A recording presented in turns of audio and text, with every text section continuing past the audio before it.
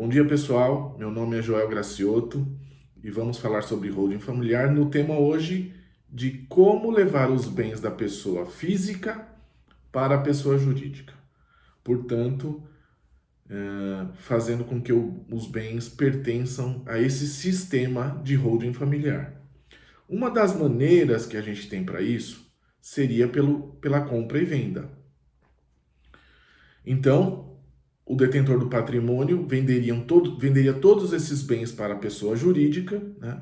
E a gente, então, faria com que esses bens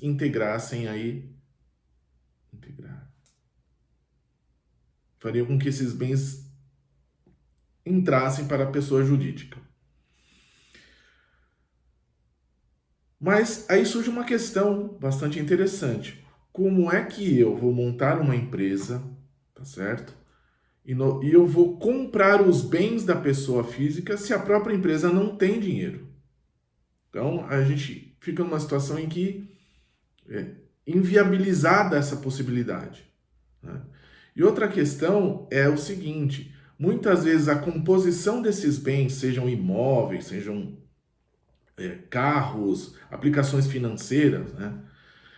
Se a gente for pensar, por exemplo, no caso dos imóveis, se a gente fizer uma operação onerosa, que é exatamente a questão aqui em tela, né, que a gente está falando, a gente teria a incidência do ITBI, que seria aquele imposto de compra e venda, né, entre intervivos.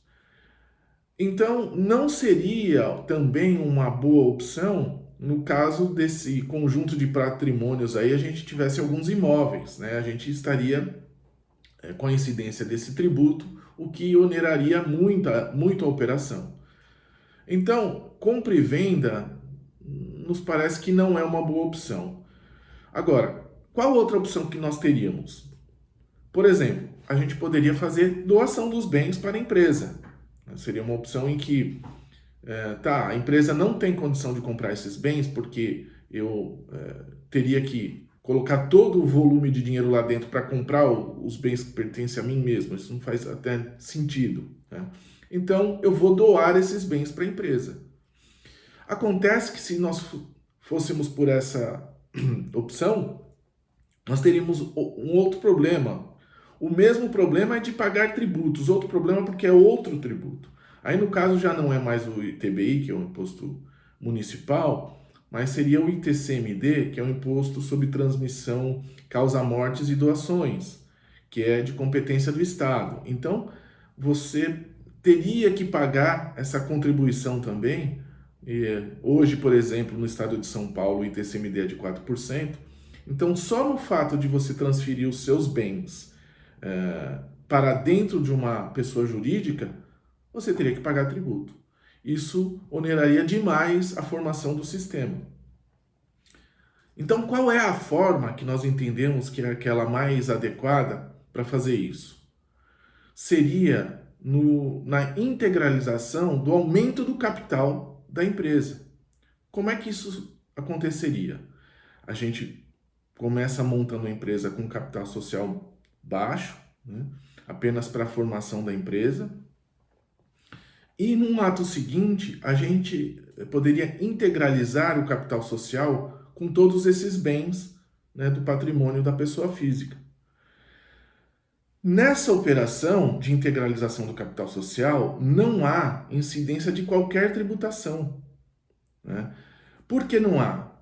Primeiro, porque há previsão legal na Constituição Federal, ou seja, nós temos imunidade, né, do ITBI para integralização de capital social de empresa com os bens. Então, o primeiro ponto é esse. Segundo, reforçando, né, reiterando a questão constitucional, o próprio Código Tributário Nacional também prevê isenção nessa operação.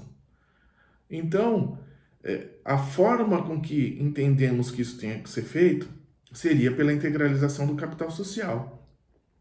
E, a partir daí, formar todo o sistema que poderia ser um sistema com mais células, né? Enfim, vai depender muito da composição patrimonial que essa pessoa tem e também qual o objetivo que ele tem com relação a esse sistema, por exemplo, passar esses bens um dia para os herdeiros, enfim, fazer a sucessão desses bens, obter uma vantagem tributária nesse sistema, enfim.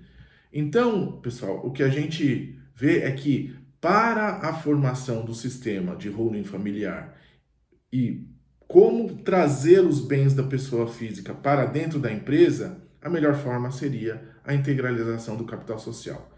Pessoal, espero que vocês tenham gostado da dica e gostaria de passar para vocês que eu tenho uma palestra em breve que eu vou fazer e eu vou falar do sistema de holding familiar como um todo, mais detalhadamente, falando de todos os benefícios, todas as vantagens, o porquê de se adotar um sistema de holding familiar, o porquê não adotar um sistema de holding familiar. Enfim, eu vou passar todas as informações nessa palestra. Espero que você possa assistir e estar comigo brevemente. Vou deixar aqui embaixo, na descrição do vídeo, um link para que você possa acessar e se inscrever nessa palestra.